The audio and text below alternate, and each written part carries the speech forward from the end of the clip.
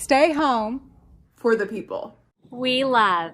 Be creative. Reuse, recycle, repurpose. Craft your stash. Use what you have.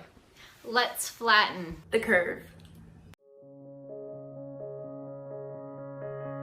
When you were leaving, I need you even more than I did before. You had the last word when you walked out the door. You drive me crazy, I want you to stay here. Now I'm here alone, I hate this party and I don't know anyone. We get drunk and we fight, but I forgive you although you drive me crazy, I want you to stay here. You'll be the death of me still, you're medicine. Yeah, I need you, I need you. You light my fire. Hey you guys, welcome back to my channel. My name is Courtney and this is Creative on the Cheap, where I like to do budget-friendly DIYs and home decor.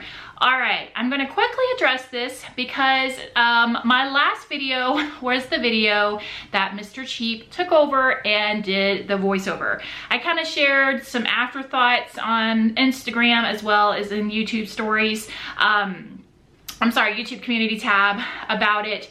We are just reading the comments and comments and comments. We are so happy that so many people were able to get an easy, quick, just simple laugh out of something so goofy. I've gotten a lot of messages about, how do you feel about that? Is he always like that? Tons of questions about that. And all I can say is my life, seriously, is probably just one big comedy sitcom. My husband, Spence, he's hilarious. We joke about him not being funny, but really, that is him. My kids all have a sense of humor. You guys know my sense of humor, so yes, we do laugh a lot. We do say stupid stuff a lot, but that's just part of our household. So, if you didn't read those behind the scene notes, he had no idea what I was making. I was very determined to make sure whatever craft I did, it was self-explanatory because I had a feeling. I got so many comments of people saying I had to watch the video 3 times and then turn the sound off because I couldn't concentrate, which doesn't surprise me. Welcome to my world.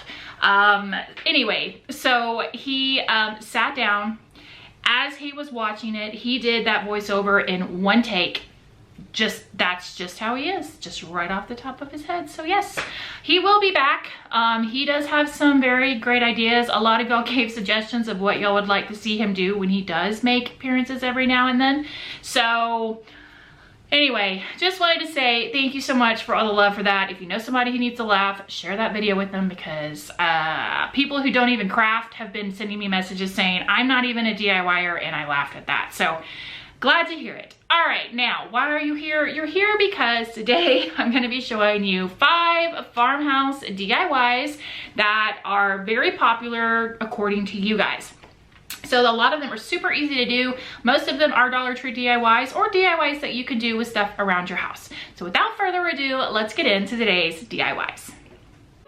The first DIY is a very simple Dollar Tree DIY, and you'll just need some of the tower blocks to do this. So what I'm doing is drilling a hole in these tower blocks, kind of at the top of the block. I'm just using my 1/4 Forstner bit in my drill, but you could use just your drill. If you don't have a power tool, just use a screw and a screwdriver, screw it in and back it out. So what you're trying to go for is just like I showed there, holes at the top of the blocks.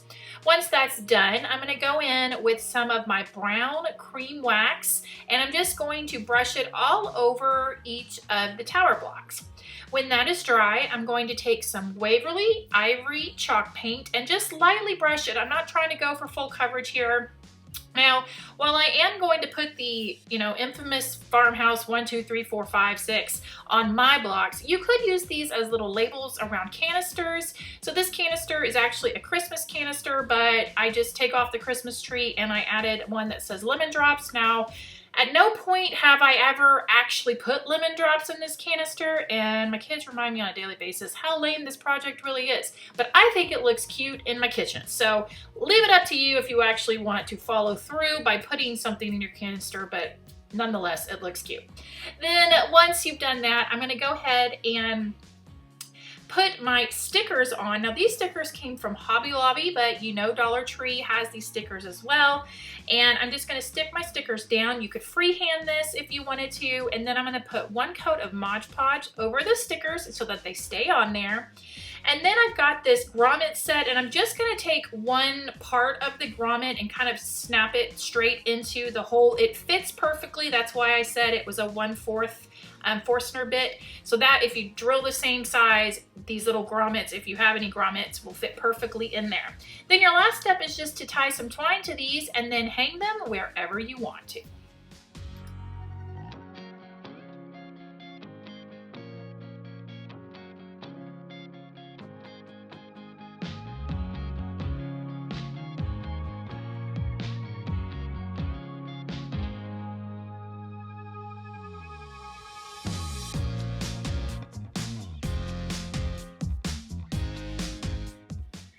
DIY, I will be making a mason jar wall hanging, and I'm just going to be using some scrap wood.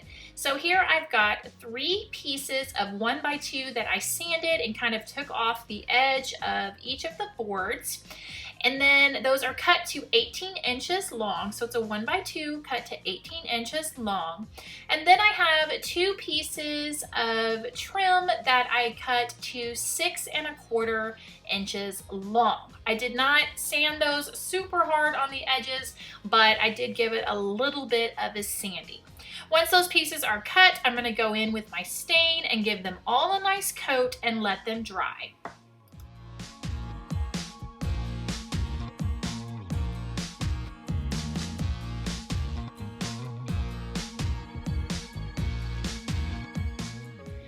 Ready to paint my mason jar. So the first coat, I actually painted it with some Waverly white chalk paint, and for my kitchen it was just a little too bright.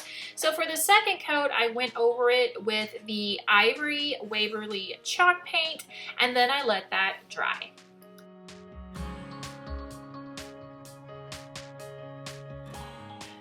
Now I'm ready to assemble. Now I am going to go against the grain here, probably on what most DIYers would do to put this together. So I'm actually going to use super glue. I've got the Star Bond accelerator, which I've talked about before, as well as their super glue. So I'm just going to spray the accelerator down on my wood trim piece, add the super glue, press it down, and bada boom, bada bang, it is done. And I have had absolutely no issues at all with it. One of them has actually kind of been knocked off the wall by accident by someone, and it didn't come apart, nothing. So I have to say it's been hanging in my kitchen for a very long time and no issues. Now, if you don't have super glue, you could go with wood glue as well. You're just gonna wanna let that dry and set up overnight. You could also put in nails if you wanted to. If you have decorative nail trim, you could add that. So it's up to you how you wanna do it.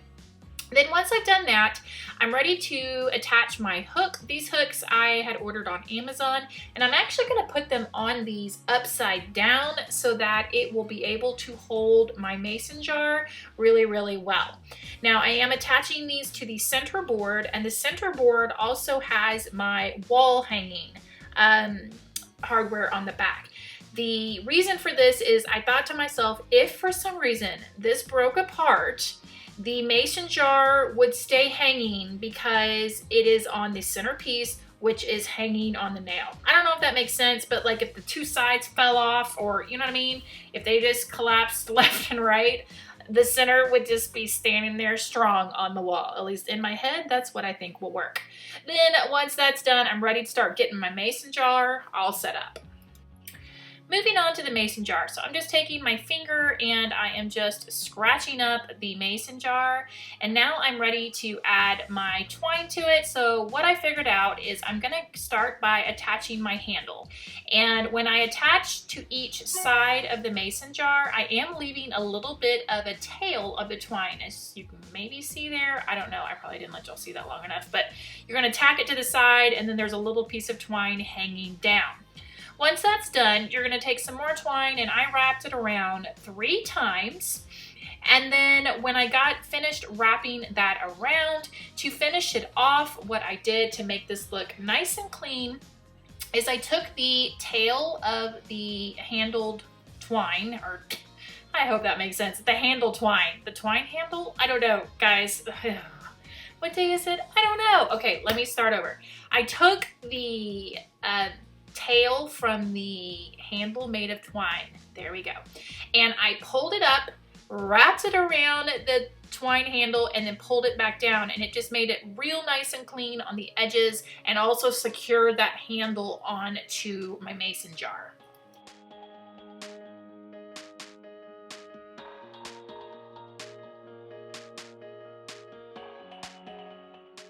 The last step is to add a little twine bow to the front. Whatever greenery you want. I used some eucalyptus from a eucalyptus garland that I have, because you guys know my hack about the greenery. Buy it when it's half off at Hobby Lobby, but not right now. Don't go out and buy it because you can't, but still, you know what I'm saying. Buy the garland when it's half off, and you get way more garland for your money if you wait and do that. So see, I'm showing you right here, $19.99, but I got it for $9. Hey! All right, so once you get your greenery in there, you hang your mason jar up, you hang it on the wall, and you are good to go.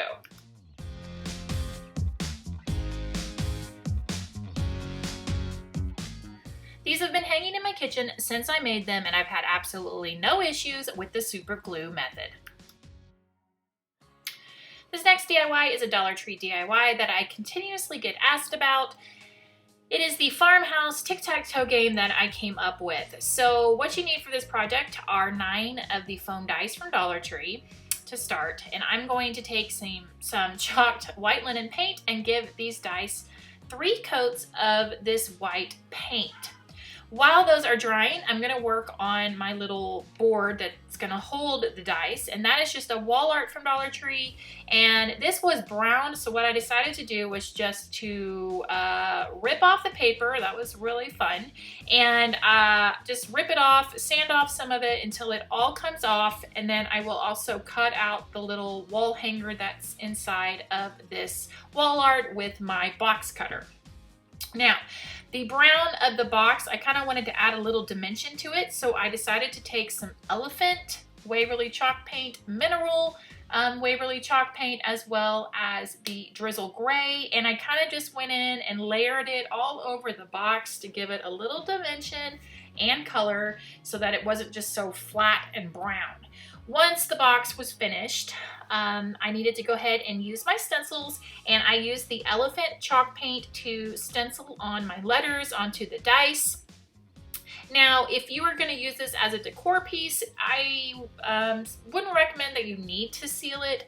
I did not seal mine. We play it every now and then, and it's held up great, but if you are going to actually play this a lot, I would recommend putting on a coat of Mod Podge or sealer just to make sure it's nice and secure. But there's so many variations that you can do with this. You could do Christmas ones, Easter ones, I mean, whatever you want.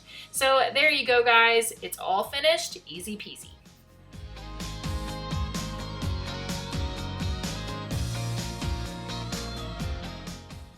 The next DIY is a multi-seasonal piece. So I'm going to be using 4 of these slats from a pack that came from Walmart. And I'm going to start by, first I need to, I'm essentially going to be making a little wooden box. And so I need to figure out for the ends what size I need those to be. So to do that, I'm just going to put one of the boards down and then put up the 2 sides and then hold up the 4th board and mark it so I know where I need to cut it. I'm just going to end up using a hacksaw to cut it. It cut really easily, no big deal. And once that's done, then I'm ready to go ahead and I'm going to stain my pieces. I'm using classic gray stain. You could paint your pieces if you wanted to, whatever you want to do. But I'm going to stain all the pieces and then let them dry really good.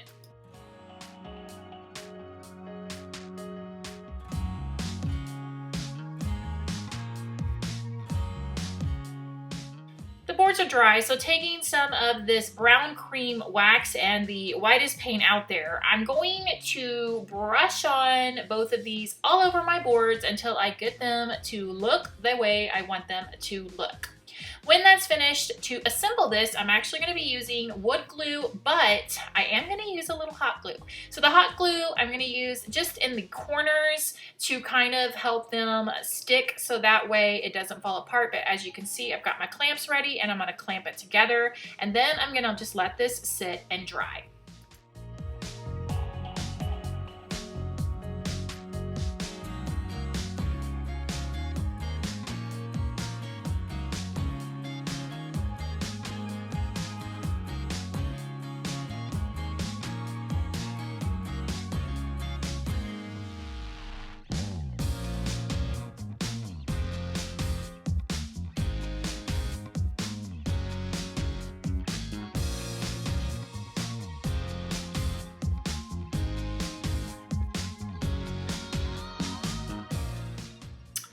So I decided that I was just going to use mini clothespins.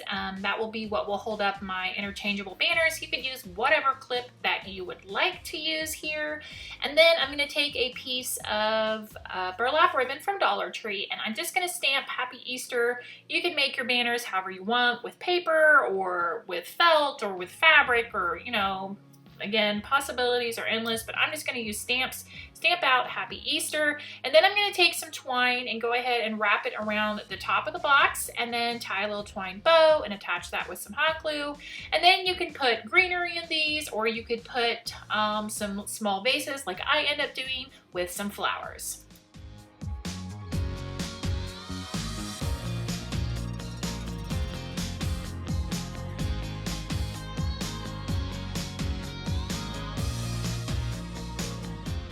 For the last DIY, I'm going to show you how you can make a large hanging canvas.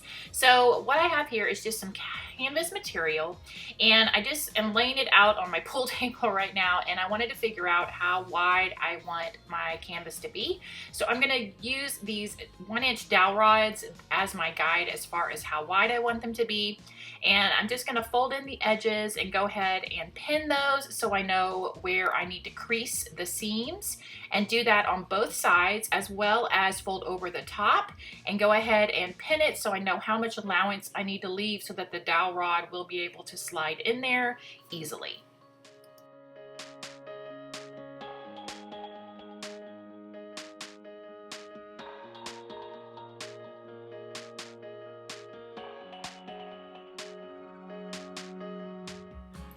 It is all pinned, so this is the front of it right there. And now what I'm going to do is I'm going to take my Cricut press, and I'm going to go along all 4 sides and just press the so I can start making the hems for the sides. Now I'm just going to use, like I said, my Cricut press. You could use an iron, whatever you got. Just go along each of the edges. You want to get nice crisp lines all along the sides.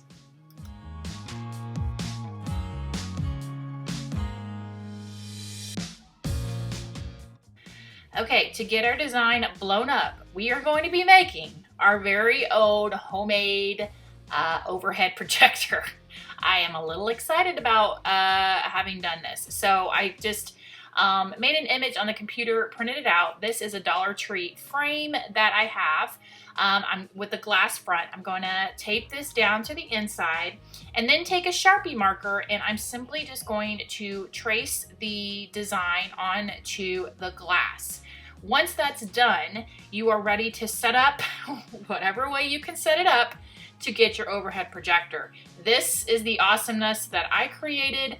Yes, lots of games on top of the puzzle table, taped to the top, and as you can see, it throws the image onto the wall. So all you need is to be able to get your image to whatever height, a lamp or something to shine through the glass, and then it'll project onto your canvas.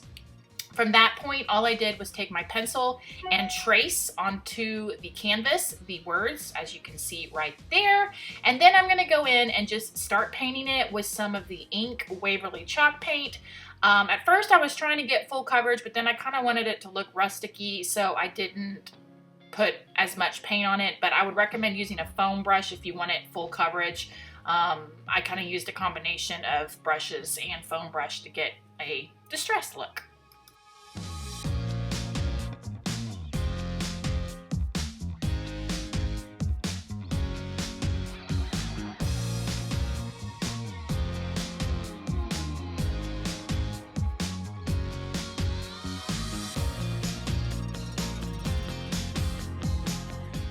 Now I'm ready to prepare my dowel rod, and all I'm doing is drilling a hole at each end of the dowel rod, and then I'm going to take a knob and just simply screw it in to both ends, and then my rod is ready to go. Then I will take the rod and stick it up at the top of the canvas, and then I'm going to go ahead at this point and go in and put in my hem tape, and then do that around all 4 sides. So I wanted my rod to be in there to make sure that I don't put the hem tape in the wrong place, and then I can't push my rod through. So that's why I did it that way. And then once that's done, all I have left to do is to take some nautical rope and tie it to each end of my knobs, and then voila, it is completely finished.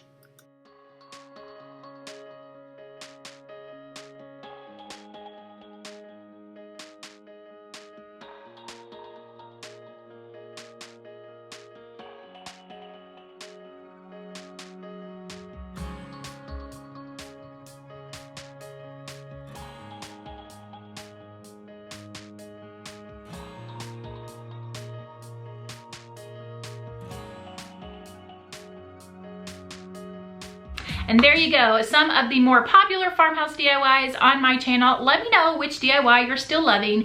And I did want to talk about my shirt today. It says, if it involves glue guns, sewing machines, and discount stores, count me in. This shirt is from Thread Tank. It's by the same company that the sweatshirt I got asked about that I was wearing yesterday on Instagram. Social Distancing Club, Stay Away. These are all from the same company. This, I mean, I'm telling you, their product is fantastic. You guys know I love a good t-shirt, so Thread Count was nice enough to send me a couple of shirts. And then my third one, which I absolutely love, throw glitter in today's face. So I cannot say enough about the company. The Social Distancing sweatshirt, I did mention this on Instagram, which is this one right here. They've got all kinds of colors and different designs that you can get the prints in. This is from their Stay Home collection. And if you buy something from their Stay Home collection, they are donating 50% of the profit back to Feeding America, which I think is fantastic, supporting companies that are still continuing to give back to the community. So there you go. Thread Tank, I will link everything down below for you guys if you were looking for some fun t-shirts. They've got crafting theme, mom life. I mean, whatever you can imagine is on their website. And there's a coupon code for you guys down below for 10% off. And there you go, guys. That's it. I hope you guys are staying healthy and doing well. I'll see you in the next video.